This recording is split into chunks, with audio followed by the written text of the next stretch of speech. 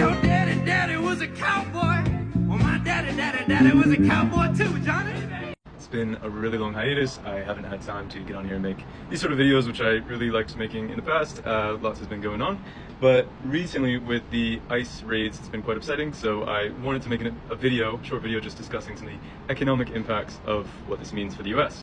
This should go without saying, but mass deportation, empirically speaking, research does not support the claim that deporting a bunch of people along the southwest border of the US is going to decrease violent crime rates in America. With Trump's big beautiful bill, it was announced that $160 billion would be going to ICE specifically to increase the number of deportations. And so if you take a look at this time last year in 2024, the daily amount of people that would be getting arrested of undocumented people was 300 people per day. Within the first 10 days of June, for comparison, that number rose to 1,200 people per day.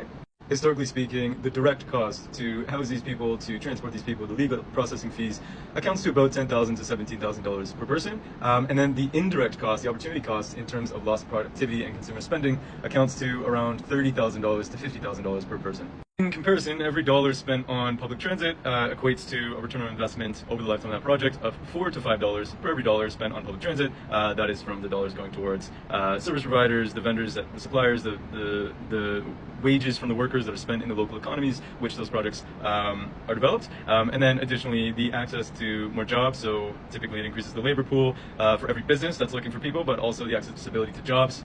So this mass deportation is going to impact certain sectors more than others. So housing, construction, agriculture, food processing, that sort of thing. So to give you some perspective, it's estimated that 40% of those working on farms in the US are undocumented people, right? So this sort of mass deportation can actually cripple industries that are quite labor intensive, right?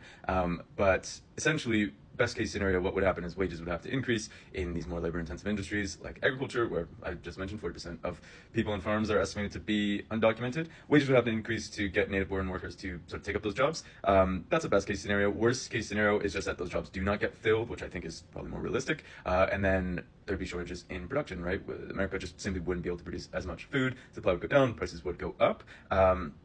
But the US government has essentially promised to bail them out and support farms specifically, like considering what's going on, systematically speaking.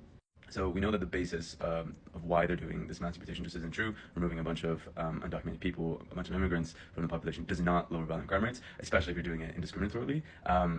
But we also know that the people that they're removing are vital workers, right? They have a way higher participation rate in the labor force compared to those that are native born, especially in sectors that are really labor intensive, as I mentioned, agriculture, housing, construction, hospitality as well. But I mean, these are sectors that are really important to the economy and the people living in these systems, and just in general, right? Like we need housing, we need food, like, you know. So yeah, it's really unfortunate to see, and the economic impacts I think are pretty clear.